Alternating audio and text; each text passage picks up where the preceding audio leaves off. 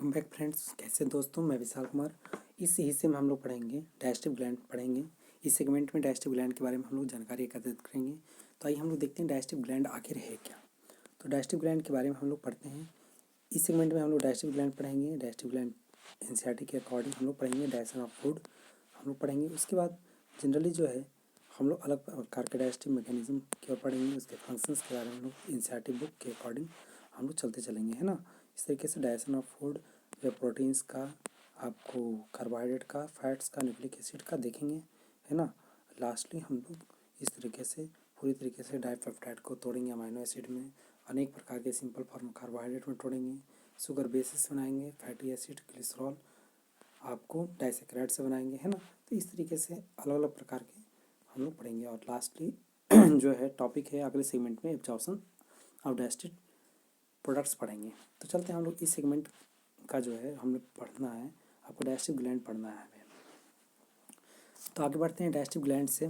तो digestive gland है क्या। डाइजेस्टिव ग्लैंड वो होते हैं जो हमारे एलिमेंट्री कैनाल में पाए जाते हैं। उनका काम जो होता है डाइजेशन करना, डाइजेशन में मदद करना। वैसे ग्लैंड को डाइजेस्टिव ग्लैंड कहा जाता है ना। वो संलग्न होते हैं, वो एसोसिएटेड होते हैं, वो जुड़े होते हैं। जैसे डाइजेस्टिव ग्लैंड के रूप में सलेवरी ग्लैंड हो गया जो सलाइवा रिलीज करते हैं, जो सलाइवा निकालते हैं, सिक्रेट करते हैं। लीवर हो गया, पैनक्रियाज हो गया, ये जो है डाइजेस्टिव ग्लैंड है आपके। सलीवा जो है, सलाइवा जो है, saliva is mainly produce by 3 pairs of salivary gland. Mainly जो होता है 3 पेयर होता है, आपको सलेवरी ग्लैंड मौजूद होते हैं। आपको कहाँ पे, जो आपको पैरोटिड आपको गाल के पास मौजूद होते हैं, जो चिक के पास आपके होते हैं। सब मैक्सिलरी, सब मैंडिबुलर, ये जो है लोअर जॉ के रूप में मौजूद होते हैं, लोअर जॉ के पास में आपको। उसके बाद आपको एक टंग के पास होते हैं, जो टंग के नीचे होता है उसे सबलिंगुअल कहा जाता है, जो टंग के नीचे होता है, यानी कि below of the tongue. This gland situated just outside the buccal cavity secrete salivary juice into the buccal cavity. ये सब ग्लैंड जितने भी होते हैं वो बकल कैविटी में क्या करते हैं, सलीवा को रिलीज करते हैं, सलीवा को सिक्रेट्स करते हैं। सिक्रेट्सन उसे कहा जाता है जो शरीर के अंदर ही अंदर मेटल्स को एक जगह से दूसरी जगह लेके जाया जा सके, है ना। ठीक उस प्रोसेस को हम लोग सिक्रेशंस कहेंगे। तो सिक्रेशन के दौरान मेटल्स जो है आंतरिक रूप में एक जगह से दूसरी जगह जाते हैं। तो देखेंगे जो प्रोसेस है, अगर देखिए यहाँ पर देखनी है सलीवरी जूस। सलीवरी जूस में आखिर होता क्या है, तो सलीवा होता है। सलीवा का अमाउंट सबसे ज़्यादा होता है। अब सलीवा क्या है, जब माउथ के अंदर जो है आपको सलीवरी ग्लैंड माउथ के अंदर है तो सलीवा है, और वही माउथ से बाहर हो गया तो वो स्पाइट हो गया, स्पुटम हो गया, यानी कि थूक हो गया, है ना। आगे की ओर बढ़ते हैं। इस हिस्से में पढ़ना है कि लीवर के बारे में। तो हमने सलाइवरी ग्लैंड देखा, पैरोटिड ग्लैंड, सबलिंगुअल ग्लैंड और सबमैक्सिलरी ग्लैंड। काफ़ी डिस्क्रिप्टिव नहीं पढ़नी है एनसीईआरटी में, काफ़ी स्मॉल स्मॉल फॉर्म में दी हुई है। लीवर है, लीवर जो है सबसे बड़ा ग्लैंड होता है। उसका वेट जो होता है लगभग, यानी कि उसका वजन 1.2 से 1.5 kg अप्रॉक्स होता है। जो 1.2 से 1.5 kg वो भी एडल्ट ह्यूमन का होता है ना। काफ़ी वयस्क जो मानव होते हैं, है ना, उनके होते हैं। ये कहाँ पर पाए जाते हैं, ये एब्डोमेन कैविटी में पाए जाते हैं, राइट की तरफ पाए जाते हैं, just below the diaphragm and has 2 lobes. Diaphragm के नीचे होते हैं, ये 2 लोब में पाए जाते हैं। The hepatic lobules are the structural and functional unit of liver containing hepatic cells arrange in the form of cords, है ना। तो इसमें क्या होते हैं, बहुत सारे लोब्यूल्स होते हैं, दाने दाने लाइक स्ट्रक्चर्स होते हैं, जिसका एक पार्टिकुलर उसका स्ट्रक्चर होता है, जिसका फंक्शंस भी होता है, उसका कार्य भी होता है, जो यूनिट के लीवर कहलाते हैं। हेपेटिक लोब्यूल जो है यूनिट का लीवर है, सॉरी लीवर का जो यूनिट है हेपेटिक लोब्यूल्स है ना। उसमें बहुत से आपको हिपैटिक सेल्स देखने को मिलते हैं, यानी कि लीवर के सेल को हिपैटिक सेल कहा जाता है, जो किस तरीके से व्यवस्थित है, किस तरीके से अरेंज है। आपको एक रस्सीनुमा फॉर्म में, है ना, एक रस्सीनुमा के रूप में आपको एक बहुत सारे जितने भी हिपैटिक सेल्स है वो रस्सी के रूप में मौजूद है। Each lobules is covered by a thin connective tissue. जितने भी लोब्यूल्स है वो क्या है, काफ़ी उनका जो कनेक्टिव टिश्यू है किस रूप में है, काफ़ी पतले रूप में है। वो कनेक्टिव टिश्यू है ना, वो सरफेस पर है, इसीलिए थिन कनेक्टिव टिश्यू शीत कहना जायज़ होगा। जिसे ग्लिसन कैप्सूल भी कहते हैं, वो लेयर है ना। लीवर के लेयर को क्या कहा जाते हैं, ग्लिसन कैप्सूल्स कहते हैं। सरफेस को, लीवर के सरफेस को क्या कहा जाता है, ग्लिसन कैप्सूल कहा जाता है। The while secreted by the hepatic sales. Hepatic sales से क्या बनते हैं, बाइल सिक्रीट होता है, बाहर निकलता है, passes through the hepatic duct के थ्रू, और bile secreted by the hepatic sales passes through the hepatic duct. तो हिपैटिक सेल से हिपैटिक डक्ट में चला जाता है और स्टोर और कंसंट्रेशन के रूप में कहाँ होता है, काफ़ी ज़्यादा मात्रा में कंसनट्रेटेड फॉर्म में गॉल ब्लैडर में एकत्रित होता है। अब गॉल ब्लैडर क्या है, तो गॉल ब्लैडर जो है काफ़ी पतला सा, काफ़ी थीन मस्कुलर सैक है, जिससे क्या कहा जाता है, गॉल ब्लैडर कहा जाता है। गॉल ब्लैडर के डक्ट को सिस्टिक डक्ट कहा जाता है, CYSTIC सिस्टिक डक्ट कहा जाता है। और हिपैटिक डक्ट लीवर के डक्ट को कहा जाता है। तो इस तरीके से सिस्टिक डक्ट जो है उसके साथ होते हैं कौन, हिपैटिक डक्ट, सिस्टिक डक्ट जुड़े होते हैं हिपैटिक डक्ट से। इस तरीके से लीवर से बन करके बाइल लीवर बनाता है और लीवर स्टोर करता है कहाँ पे, आपको गॉल ब्लैडर में। और लास्टली जो है बाइल निकल करके कॉमन हिपैटिक डक्ट से आपको ड्यूडेनम में पहुँचता है, जहाँ पर फूड का न्यूट्रलाइजेशन होता है, एसिडिक फूड का न्यूट्रलाइजेशन होता है, जो स्टमक में बचा है। अब डायग्राम में देखिए तो ये आपका जो काफ़ी जो आपको ये जो कलरनेस जो आपको दिखाई पड़ रही है, इसमें जो कलर है काफ़ी ब्लू के जैसा है ना, तो काफ़ी हरा जैसा है ना, ये गॉल ब्लैडर है। डक्ट, अब ये आपका जो है इसका ट्यूब है, इसको सिस्टिक डक्ट कहा जाएगा। और ये लीवर का डक्ट है, इसीलिए लीवर का डक्ट है। हिपैटिक डक्ट कह सकते हो और ये सिस्टिक डक्ट कह सकते हो। सिस्टिक डक्ट हिपैटिक डक्ट दोनों मिलकर के कॉमन बाइल डक्ट हो गया। ये आपका स्टमक में आया, ये सी लाइक हिस्सा है, ये स्टमक है। स्टमक का लास्ट रीजन जो ये सी लाइक है, इसे क्या कहा जाता है, ड्यूडेनम कहा जाता है। ओके। और लास्टली जो पेनक्रियाज है, ये अगर देखेंगे पेनक्रियाज विकसित है, तो ये पेनक्रियाज का टेल वाला पार्ट है, ये आपका हेड है, बॉडी है, नेक है हिस्सा है, ये पेनक्रियाज है। पेनक्रियाज का ये छोटा सा डक्ट है, इसे पेनक्रेटिक डक्ट कहा जाता है। ओके। और लास्ट में जब ये पेनक्रेटिक डक्ट और हिपैटिक डक्ट दोनों साथ मिलते हैं तो उसे हिपैटोपेनक्रेटिक डक्ट के नाम से जाना जाता है। चलिए आगे बढ़ते हैं। बाइल डक्ट और पेनक्रेटिक डक्ट दोनों साथ मिल करके ड्यूडेनम में खुलते हैं, जिसे कॉमन हिपैटोपेनक्रेटिक डक्ट कहा जाता है, जो क्या करता है, वहाँ पर स्पिंक्चर प्रत्येक को गार्ड करता है, जिसे स्पिंक्चर ऑफ ओडी कहा जाता है ना। कॉमन हिपैटोपेनक्रेटिक डक्ट के पास क्या होते हैं, स्पिंक्चर ऑफ ओडी पाए जाते हैं, जबकि हिपैटिक डक्ट में क्या पाए जाते हैं, आपको स्पिंक्चर ऑफ बॉयडन पाए जाते हैं। तो इस तरीके से स्पिंक्चर ऑफ ओडन और स्पिंक्चर ऑफ बॉयडन दो तरीके के आपको स्पिंक्चर्स हैं जो रेगुलेट करते हैं फूड को एंट्री में। The pancreas is a compound. अब पैनक्रियाज देखते हैं तो पैनक्रियाज किस तरीका का डाइजेस्टिव ग्लैंड है, तो पैनक्रियाज जो है एक कंपाउंड है। कंपाउंड का मतलब ये दो तरीका का ग्लैंड है, यानी कि ये एक्सोक्राइन ग्लैंड भी है और इंडोक्राइन ग्लैंड भी है। एक्सोक्राइन जो आपको एंजाइम से रिलेटेड होते हैं, जो आपको एंजाइम निकालते हैं ट्यूब की मदद से। इंडोक्राइन जो होते हैं जो आपको ब्लड के थ्रू आपको हार्मोन्स रिलीज करते हैं, है ना। हार्मोन्स जो है ब्लड के सहारे एक जगह से दूसरी जगह जाते हैं। तो ब्लड के आपको अगर एंजाइम है, सॉरी, तो पैनक्रियाज एक कंपाउंड डक्ट है, कंपाउंड ऑर्गन है, और कंपाउंड में ये एक्सोक्राइन और इंडोक्राइन के फॉर्म में है। तो इंडोक्राइन के जैसा भी एक्ट करता है, एक्सोक्राइन के जैसा भी एक्ट करता है। तो एक्सोक्राइन है तो डाइजेस्टिव सिस्टम में एक्ट करता है, इंडोक्राइन है तो ये आपको कंट्रोल कोऑर्डिनेशन में आइलेट ऑफ लैंगरहैंस के रूप में एक्ट करता है, जो काफ़ी लंबी नुमा ऑर्गन है ना, इलोंगेटेड है, जो आपको लिम्ब के पास मौजूद होता है, बिटवीन द लिम्ब्स, दोनों लिम्ब के बीच में प्रेजेंट होते हैं, दोनों पैरों के बीच में आपको मौजूद होते हैं ना। ये यू शेप होता है between the limb of, sorry, duodenum के लिम्ब के बीच में प्रेजेंट होता है, पैरों नहीं, लिम्ब का मतलब तो हो गया फोर लिम्ब, हिंड लिम्ब, वो लिम्ब की बात नहीं किया गया है यहाँ पर। देखिए बहुत अच्छा टर्म आया, limbs of the U shape duodenum. तो ड्यूडेनम जो है यू शेप जो है, यहाँ पर ड्यूडेनम जो है ये इसे कहा गया है ना। तो ये दोनों के बीच में, ये स्टमक और ड्यूडेनम दोनों के बीच में आपको पैनक्रियाज आपको स्थित है। चलिए आगे की ओर बढ़ते हैं। The exocrine portion secrets, exocrine जो उसका जो पार्ट है, यानी कि जो एंजाइम निकालेगा वो अल्कलाइन फॉर्म में निकालेगा। तो अल्कलाइन पैनक्रेटिक जूस है containing enzyme and the endocrine portion secrets hormone insulin and glucagon. तो आपको अल्कलाइन जूस निकालेगा, है ना, अल्कलाइन पैनक्रियाटिक जूस निकालेगा। तो अल्कलाइन जो हो गया आपका बेस हो गया, है ना, जिसका पीएच वैल्यू अबाउट आपका 7.4 से 7.6 होगा। उसमें बहुत सारे एंजाइम भी देखने को मिलेंगे, है ना। और एंडोक्राइन पोर्शन है, अलग प्रकार के हार्मोन्स निकालेगा। उसके alpha beta delta theta cells होते हैं जो ग्लूकागॉन, इंसुलिन, है ना, सोमेटोस्टैटिन और पैनक्रियाटिक पेप्टाइड निकालेंगे। यहाँ पर जनरली इंसुलिन और ग्लूकागॉन की बात हुई है। चलिए हम लोग आगे की ओर बात करते हैं डाइजेशन ऑफ फूड। फूड का किस तरीके से डाइजेशन होता है। तो फूड का जो डाइजेशन है जनरली जेन्यून तरीके से अगर देखा जाए तो मैकेनिकल और केमिकल प्रोसेस से है।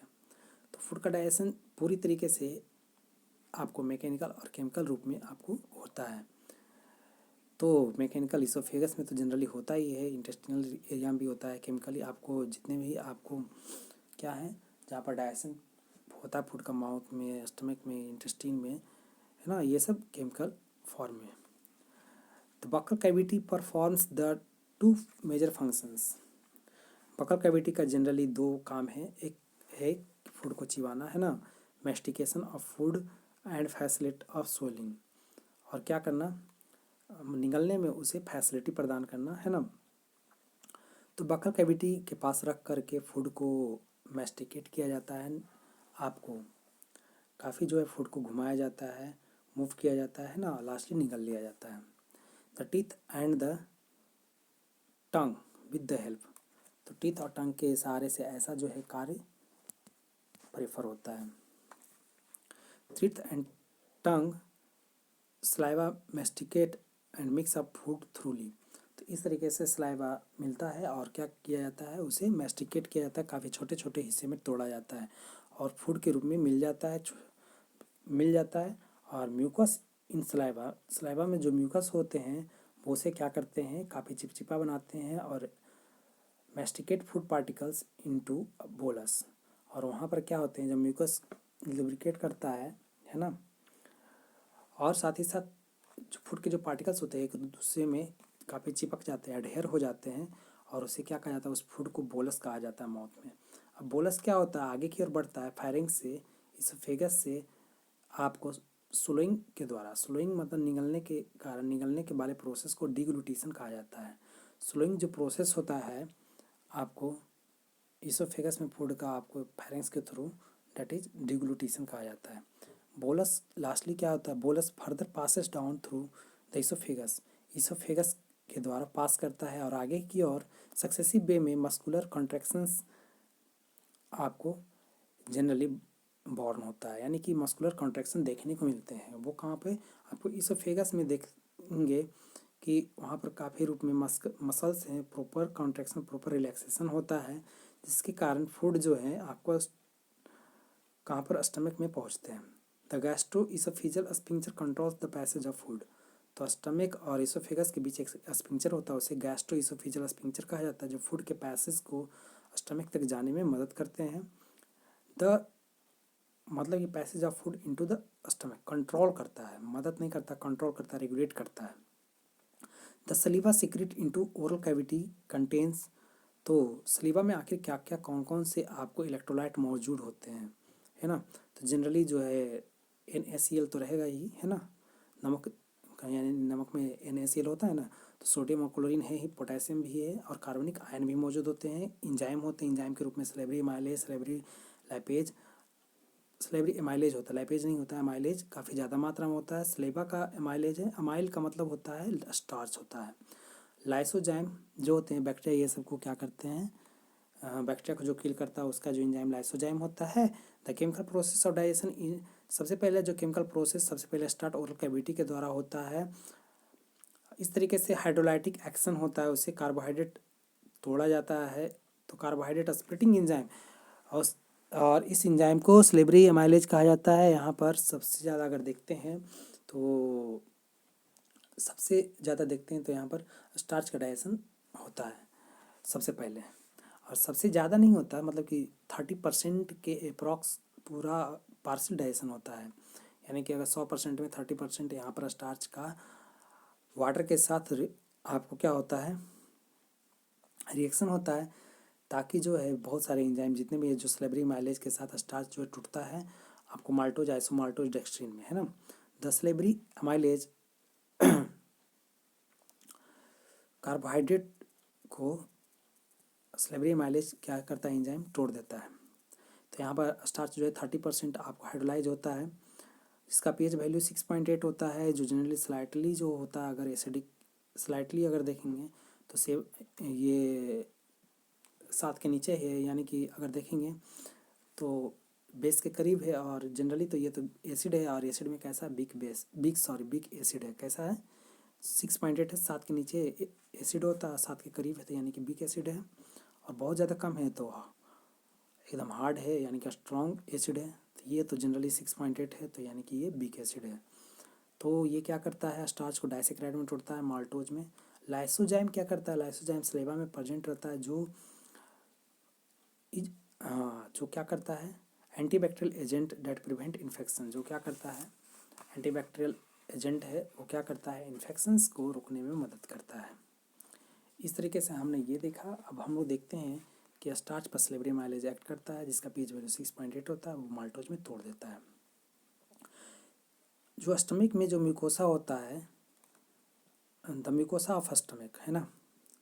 तो स्टमक के जो म्यूकोसा होते हैं उसमें क्या होते हैं, जैसे मैंने बताया था कि 4 लेयर होते हैं एलिमेंट्री कैनाल में, सिरोसा मस्कुलरिस सब म्यूकोसा म्यूकोसा। तो म्यूकोसा में क्या होते हैं, गैस्ट्रिक ग्लैंड पाए जाते हैं। गैस्ट्रिक ग्लैंड 3 तरीके के होते हैं, एक म्यूकस होते हैं, म्यूकस नेक सेल होते हैं जो म्यूकस रिलीज करते हैं, एक पेप्टिक और चिप सेल्स होते हैं, वो क्या करते हैं, एक प्रकार का इनएक्टिव इंजाइम रिलीज करते हैं जिसे प्रो इंजाइम कहा जाता है, उसका नाम है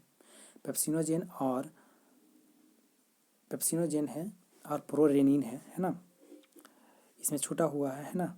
चलिए आइए तीसरा जो है आपको अगर बता रहा है सेल्स का, तो तीसरा सेल्स जो है पेराइसल और ऑक्जेंटिक सेल्स दिया हुआ है। पेराइसल और ऑक्जेंटिक सेल्स क्या होते हैं, ये क्या होते हैं, ये एसिडिक मेटल्स सीक्रेट करते हैं, यानी कि HCl निकालते हैं, साथ ही साथ इंट्रिंसिक फैक्टर निकालते हैं, ताकि इंटेस्टाइन में बैक्टीरिया जो है विटामिन्स को आपको क्या कर सके, एब्जॉर्ब कर सके, है ना।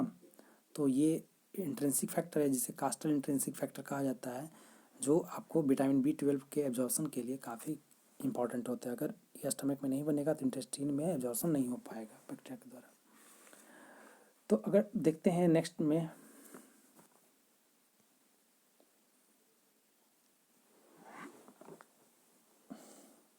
विटामिन B12 का एब्जॉर्प्शन होता है, ये मतलब कि स्टमक में होता है, इंटेस्टाइन में ये प्रोसेस एक्ट होता है।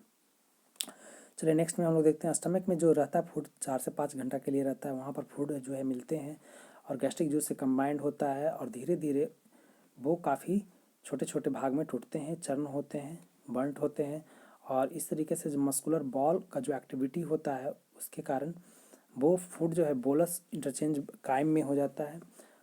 द प्रो इंजाइम पेप्सिनोजेन जो है हाइड्रोक्लोरिक एसिड के साथ मिल करके आपको टूट जाता है और वो पेप्सिन बना देता है, यानी कि पेप्सिनोजेन यानी कि जो इनएक्टिव इंजाइम था वो एक्टिव इंजाइम के रूप में पेप्सिन बना देता है। The proteolytic enzyme of the stomach, जो आपको जो है क्या है, प्रोटीन को तोड़ने वाला इंजाइम है। तो स्टमक में किसका डाइजेशन होता है, स्टमक में प्रोटीन का डाइजेशन होता है। पेप्सिन कन्वर्ट्स प्रोटीन, पेप्सिन क्या होता है, पेप्सिन किसको कन्वर्ट करता है, पेप्सिन प्रोटीन को प्रोटियोज और पेप्टोन में तोड़ देता है। तो पेप्सिन जो है क्या करता है, प्रोटीन को तोड़ता है, किसको किसको, प्रोटीन को प्रोटियोज और पेप्टोन में। तो पेप्टोन को ही डाइपेप्टाइड कहा जाता है, यानी कि पेप्टाइडल फॉर्म कहा जाता है। The mucus and bicarbonate present in the gastric juice play an important role in lubrication. Stomach में लास्टली क्या होता है कि म्यूकस होते हैं, बाइकार्बोनेट आयन होते हैं, वो उनका काम क्या होता है, म्यूकस का तो काम है क्या, स्मूथ बनाना लेयर को, है ना। तो लेयर जब रुखरा हो जाता है, पेप्टिक अल्सर जब ज़्यादा फास्टिंग के समय में अगर ज़्यादा क्या होता है कि एसिडिक रिलीज होता है, तो उस समय म्यूकस हेल्प करते हैं। अब ऐसे तो प्रत्येक समय हेल्प करते हैं, जब ज़्यादा फास्टिंग होता है तो एसिड ज़्यादा निकलते हैं तो पेप्टिक अल्सर बीमारी होता है। इसमें नहीं दिया हुआ है, 10th में दिया हुआ है। The mucus and bicarbonate present in the gastric juice. तो गैस्ट्रिक जूस में क्या क्या मौजूद होते हैं, म्यूकस भी मौजूद होते हैं, बाइकार्बोनेट भी मौजूद होते हैं, जो फूड के लुब्रिकेशन में मदद निभाते हैं ना, काफ़ी भूमिका अदा करते हैं। और लास्ट है अगर देखना है, and protections of the mucosal epithelium from exhaustion by the highly concentrated hydrochloric acid. इसका मतलब हुआ कि mucosal epithelium and protection of the mucosal epithelium, mucosal जो एपिथेलियम होते हैं वहाँ पर उसको क्या करते हैं, प्रोटेक्शंस प्रोवाइड करते हैं, और उसको जो काफ़ी ज़्यादा मात्रा है HCl का है ना, उसको आउट करने में मदद करते हैं। HCl से काफ़ी खतरा नहीं बना रहे, इसीलिए उसको बाहर निकालने में क्या करते हैं, मदद करते हैं म्यूकस, क्योंकि म्यूकस स्मूथ बनाता है ना। अब HCl देखेंगे तो HCl pH है काफ़ी हार्ड, यानी कि काफ़ी स्ट्रॉन्ग एसिड है, जिसका pH वैल्यू 1.28 होता है ना, लेकिन बच्चे में 5 होता है जी, है ना। चलिए, ऑप्टिमल फॉर पेप्सिन, तो पेप्सिन के लिए ऑप्टिमल दिया हुआ है। रेनिन क्या है, रेनिन प्रोटीलाइटिक इंजाइम है, यानी कि ये प्रोटीन को तोड़ने वाला इंजाइम है, जो गैस्ट्रिक जूस में मौजूद होता है, जो बच्चे में ज़्यादा होता है ना, इन्फेंट्स में काफ़ी देखने को ज़्यादा मिलता है, जिनमें मिल्क प्रोटीन का डाइजेशन काफ़ी ज़्यादा अच्छा होता है, लेकिन हम लोगों में जब बड़े में हो जाते हैं तो उनमें मिल्क प्रोटीन का डाइजेशन नहीं होता है। Small amounts of lipase are also secreted by gastric gland. Gastric gland से लाइपेज भी जनरली क्या होते हैं, सिक्रेट होते हैं, जो पार्शियल डाइजेशन ऑफ फैट्स को परफॉर्म करने में मदद करते हैं, लेकिन ये जनरली तो इनएक्टिव होते हैं, है ना, ये एक्टिव होते गॉल ब्लैडर के द्वारा एक्टिव हो जाते हैं, यानी कि ड्यूडेनम में ये एक्टिव होते हैं, स्मॉल इंटेस्टाइन में एक्टिव होते हैं lipase. Various types of movement are generated by the muscularis layer of the small intestine. Muscularis में अगर देखते हैं, अगर एलिमेंट्री कैनाल में देखेंगे मस्कुलरीज में, तो बहुत सारी एक्टिविटी हुआ करती है, मूवमेंट देखने को मिलती है। इस प्रकार के मूवमेंट जो क्या करते हैं, फूड को मिक्सिंग करने में मदद करते हैं, अलग अलग प्रकार के मेटल्स को सिक्रेट करने में मदद करते हैं, इंटेस्टिन से बाहर निकलते हैं, और क्या करते हैं, डाइजेशन में फैसिलिटी प्रोवाइड करते हैं, है ना। तो इस तरीके से डाइजेशन संपन्न होता है। The bile, pancreatic juice and intestinal juice are the secretion release into the small intestine. Small intestine में बाइल जूस भी निकलता है, पैनक्रेटिक जूस भी निकलता है, इंटेस्टिनल जूस भी निकलता है, तीनों साथ ही रिलीज होते हैं, है ना, कॉमनली नहीं होते, मतलब कि तीनों रिलीज होते हैं कहाँ पे, स्मॉल इंटेस्टिन में, तीनों सिक्रेट होते हैं। Pancreatic juice and bile are release through the hepatopancreatic duct. Pancreatic juice और बाइल हिपैटोपैनक्रेटिक डक्ट से निकलते हैं। पैनक्रेटिक जूस में आखिर कौन कौन से इंजाइम भरे पड़े होते हैं, तो पैनक्रेटिक जूस में बहुत सारे इनएक्टिव इंजाइम होते हैं जो प्रो फॉर्म में होते हैं। तो इनएक्टिव इंजाइम ट्रिप्सिनोजिन है, जो ट्रिप्सिन बनाता है, कीमोट्रिप्सिनोजिन, ट्रिप्सिनोजिन इंटेरोकाइनेज के साथ एक्ट करके इंटेस्टिनल जूस का ट्रिप्सिन बनाता है, जो ट्रिप्सिनोजिन आपको निकलता है पैनक्रियाज से, है ना। कीमोट्रिप्सिनोजिन जब ट्रिप्सिन बन जाता है तो ट्रिप्सिन कीमोट्रिप्सिनोजेन पर एक्ट करता है और कीमोट्रिप्सिन बनाता है। प्रो कार्बोक्सीपेप्टाइडेज बनाता है। अमाइलेज, लाइपेज, न्यूक्लिएज, ये सब आपको इंजाइम निकलते हैं। Trypsinogen is activated by an enzyme. Trypsinogen देखिए एक्टिवेट किया जाता है, जिस इंजाइम का नाम है एंटेरोकाइनेस, जो इंटेस्टिनल म्यूकोसा से निकलता है। इंटेस्टिनल म्यूकोसा देखिए कहाँ है, निकलता है और एक्टिव होता है ट्रिप्सिन में, जो क्या करता है, एक्टिव करता है पैनक्रेटिक जूस के इंजाइम को, है ना। बाइल क्या है, बाइल जो रिलीज होता है ड्यूडेनम में होता है, उसमें पिगमेंट होता है, उस पिगमेंट को बाइल पिगमेंट कहा जाता है, जो बिलीरुबिन और बिलीबर्डिन होता है। बिलीरुबिन का कलर येलो ज़्यादा होता है, बिलीबर्डिन ग्रीन कलर का होता है। तो अगर बाइल सॉल्ट्स में देखें, तो बाइल जूस में देखें तो बाइल पिगमेंट होते हैं, बाइल सॉल्ट्स भी होते हैं, कोलेस्ट्रॉल का भी मात्रा होता है, फॉस्फोलिपिड का मात्रा होता है, लेकिन इंजाइम का मात्रा जनरली नहीं होता है।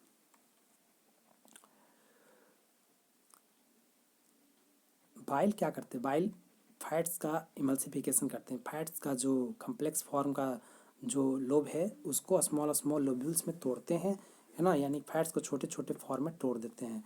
तो फैट्स का ब्रेकिंग डाउन होता है काफ़ी छोटे छोटे फैट में, उसको मिसल्स कहा जाता है, स्मॉल मिसल्स में बनाते हैं। बाइल आल्सो एक्टिवेट लाइपेज, तो बाइल जो है लाइपेज जो था, गैस्ट्रिक लाइपेज था, उसको एक्टिवेट कर दिया जाता है ना। The intestinal mucosal epithelium has goblet cells. तो इंटेस्टिनल जो म्यूकोसा है, यानी कि उसकी इंटेस्टिन के म्यूकोसा, इंटेस्टिनल म्यूकोसा यानी इंटेस्टिन के लेयर में म्यूकोजा है, वहाँ पर इपिथेलियम लेयर है, उसमें गॉबलेट सेल्स पाए जाते हैं जो म्यूकस रिलीज करते हैं, यानी कि शरीर के अंदर ही अंदर म्यूकस सिक्रेट करते हैं। The secretion of the brush border cells of the हम पहले भी जानते हैं कि म्यूकस जो है ब्रश बॉर्डर सेल्स है। Mucosa along with the secretions of the goblet cells constitute the intestinal juice और सक्कस इंट्रिकस। तो ये क्या करते हैं, स्मॉल ये गॉबलेट सेल्स के साथ मिल करके इंटेस्टिनल जूस को सिक्रेट करते हैं। तो इंटेस्टिनल म्यूकोजल एपिथेलियम में गॉबलेट सेल्स पाए ही जाते हैं, हम लोग जानते हैं जनरली, जो ब्रश बॉर्डर सेल्स के जैसे होते हैं। और क्या होता है, गॉबलेट सेल्स इंटेस्टिनल जूस के साथ मिल करके, सॉरी इंटेस्टिन जो गॉबलेट सेल्स है आपको उसी के पास में आपको एक प्रकार का सेल्स होता है, उसे इंटेस्टिनल सेल्स कहा जाता है। इंटेस्टिनल सेल्स इंटेस्टिनल जूस निकालते हैं, उसे सक्कस इंट्रिकस कहा जाता है ना। जो गॉबलेट सेल्स जो आते हैं यानी कि म्यूकस जो आता है इंटेस्टिनल जूस से के साथ मिल जाता है। अब इस जूस में बहुत सारे एंजाइम होते हैं जो डाइसेक्राइड को तोड़ते हैं, है ना। तो माल्टेज हो गया, डाइपेप्टाइडेज हो गया, लाइपेज हो गया, न्यूक्लियोसाइडेज हो गया। तो देखिए यहाँ पर जो है माल्टेज है वो माल्टोज पर एक्ट करेगा, आपको किसमें ग्लूकोज बनाएगा। डाइपेप्टाइड है, डाइपेप्टाइड पर एक्ट करेगा, पेप्टाइड में इंटरचेंज कर देगा। लाइपेज जो है फैट्स पर जनरली एक्ट करता है। न्यूक्लियोसाइडेज है, न्यूक्लिक एसिड पर एक्ट करेगा। इस तरीके से यहाँ पर जनरली ये जेन्यून आपको इंजाइम भरे पड़े हैं। The mucus along with the bicarbonate forms of pancreas protects the intestinal mucosa from the acid as well as provide an alkaline medium। तो यहाँ का जो अल्कलाइन मीडियम होता है 7.8 होता है, पीएच वैल्यू 7.8। इंटेस्टिनल जूस का क्या होता है 7.8 होता है। सब म्यूकोजल ग्लैंड, अब देखिए सब म्यूकोसा के पास एक ग्लैंड होता है इंटेस्टिन का, उसे ब्रूनर्स ग्लैंड कहा जाता है। तो ये म्यूकोजा के पास हम लोग इंटेस्टिनल जूस पढ़ रहे थे, यहाँ पर देखिए ब्रूनर्स ग्लैंड कहाँ पर मौजूद होते हैं, तो सब म्यूकोजा वाले हिस्से में, तो इसीलिए इसे सब म्यूकोजल ग्लैंड भी कहा जाता है। तो ये भी आपको अल्कलाइनिटी रेफर करने में मदद करते हैं, यानी कि ये आपको बेस इंजाइम रिलीज करते हैं। चलिए आगे की ओर बढ़ते हैं। Proteins, proteoses and peptones, partially hydrolyzed proteins in the chyme reaching the intestine are acted upon the proteolytic enzyme of pancreatic juice as given below। यहाँ पर है कि देखिए जैसे ये प्रोटीन है, पेप्टोन है, प्रोटियोजेज है, तो यहाँ पर ट्रिप्सिन, कीमोट्रिप्सिन, कार्बोक्सीपेप्टाइडेज जो प्रो इंजाइम था वो इंजाइम में, यानी कि जो प्रो इंजाइम था इनएक्टिव इंजाइम था ट्रिप्सिनोजेन, वो ट्रिप्सिन में चेंज हो गया। आप ट्रिप्सिन प्रो का आपको ट्रिप्सिन, कीमोट्रिप्सिन, कार्बोक्सीपेप्टाइड, यानी कि ये कौन से इंजाइम होंगे, पैंक्रेटिक जितने भी इंजाइम है वो क्या कर देगा, प्रोटीन को डाइपेप्टाइड में चेंज कर देगा। और डाइपेप्टाइड में चेंज करेगा, साथ ही साथ यहाँ पर वाटर भी होगा, वाटर नहीं दिखाएगा लेकिन लिखा हुआ हाइड्रोलाइज करेगा, है ना, यानी कि वाटर के साथ प्रेजेंट होकर के ये करेगा। पार्शियली डाइजेशन होता है, पार्शियली का मतलब पूरा का पूरा प्रोटीन नहीं पच जाता है ना, यानी कि पूरी तरीके से प्रोटीन यहाँ पर डाइजेस्ट नहीं होता है। तो इस तरीके से काइम में यानी कि स्टमक में ऐसा होता है, देखने को मिलता है। और लास्टली कहाँ पर पहुँचता है, इंटेस्टीन में पहुँचता है। और इंटेस्टीन में क्या होता है, प्रोटीलाइटिक इंजाइम पैनक्रेटिक जूस के द्वारा आपको डाइजेशन देखने को मिलता है। तो ये जो जनरली है ये आप इंटेस्टीन में हो रहा है, पहले तो स्टमक में होता है, उसके बाद स्मॉल इंटेस्टीन में होता है। अब देखिए कार्बोहाइड्रेट का किस तरीके से डाइजेशन होता है। तो जो काइम में जो कार्बोहाइड्रेट पड़े होते हैं उसको भी हाइड्रोलाइज किया जाता है पैनक्रेटिक अमाइलेज के द्वारा, जिसको डाइसेक्राइड में तोड़ दिया जाता है। देखिए यहाँ पर पॉलीसेक्राइड है, पॉलीसेक्राइड के यानी कि कार्बोहाइड्रेट वो भी कम्प्लेक्स फॉर्म है, स्टार्च है, स्टार्च पर अमाइलेज एक्ट किया तो उसको डाइसेक्राइड में तोड़ दिया। उसी तरीके से यहाँ पर दिखाया हुआ है कि फैट्स किस प्रकार से टूटता है। तो फैट्स को लाइपेज इंजाइम के द्वारा तोड़ा जाता है ना। जो लाइपेज कहाँ होते हैं, आपको बाइल के द्वारा आपको क्या होता है, बाइल जूस लाइपेज को क्या कर देता है, इनएक्टिव से एक्टिव कर देता है ना। तो उसकी मदद ली जाती है। फैट्स जो है लाइपेज पर एक्ट करता है तो डाइग्लिसराइड बनाता है, डाइग्लिसराइड मोनोग्लिसराइड में इंटरचेंज हो जाता है। आगे जो है न्यूक्लिक एसिड है, न्यूक्लिक एसिड पर किस तरीके से आपको डाइजेशन होता है। तो न्यूक्लिएज इंजाइम यहाँ पर एक्ट करता है। न्यूक्लिएज जो पैनक्रेटिक जूस से निकला हुआ था, न्यूक्लिक एसिड को आपको न्यूक्लियोटाइड बना देता है। न्यूक्लियोटाइड को न्यूक्लियोटाइडेज इंजाइम यहाँ पर एक्ट होता है, उसके बाद ये न्यूक्लियोसाइड और इनऑर्गेनिक फॉस्फेट में चेंज कर देता है। चलिए यहाँ तो जनरली जनरल फॉर्म में दिखाया हुआ है कि न्यूक्लिक एसिड न्यूक्लियस के साथ न्यूक्लियोटाइड में बन गया, न्यूक्लियोटाइड न्यूक्लियोसाइड में बन गया। अब जो है यहाँ पर देखना है, ध्यान देना है कि एंजाइम जो होते हैं यहाँ पर सक्का सिंट्रिकस होते हैं, जो प्रत्येक रिएक्शंस का सबसे लास्ट होता है। तो लास्टली में सक्का सिंट्रिकस जो होते हैं यानी कि इंटेस्टिनल जूस होते हैं, वो आपको सबसे लास्ट में एक्ट करते हैं पूरे रिएक्शंस में, है ना। तो इस तरीके से लास्टली क्या होता है, simple absorbable forms the enzymes in the succus entericus act in the end products of the above reaction to form. Last में सक्कस सिंट्रिकस जब एक्ट किया तो उसके बाद क्या होता है कि एकदम सभी जितने भी मटेरियल्स हैं, जितने भी न्यूट्रिएंट्स हैं, सब सिंपल हो गया होगा और एब्जॉर्बेबल फॉर्म में आपको आ गया होगा। तो अब उसको स्मॉल इंटेस्टाइन का जो जिज्नम है, इलियम है वाले हिस्से में विलाई जो प्रेजेंट है, जहाँ जहाँ पर पैचेज नहीं है, तो वहाँ पर आपको भिलाई प्रेजेंट होते हैं, फिंगर लाइक प्रोजेक्शन, उसको वो क्या करेगा, अब एब्जॉर्ब करेगा, वहाँ पर एब्जॉर्प्शन होगा। तब फाइनल स्टेप जो है डाइजेशन बंद हो जाएगा, ख़त्म हो जाएगा, बंद हो जाएगा, है ना। ख़त्म थोड़ी होता है डाइजेशन, डाइजेशन तो हमेशा चलते रहता है, तो बंद हो जाएगा, है ना। और to the mucosal epithelial cells of the intestine, तो इंटेस्टीन के द्वारा ये फिनिश हो जाएगा, यानी कि इंड हो जाएगा।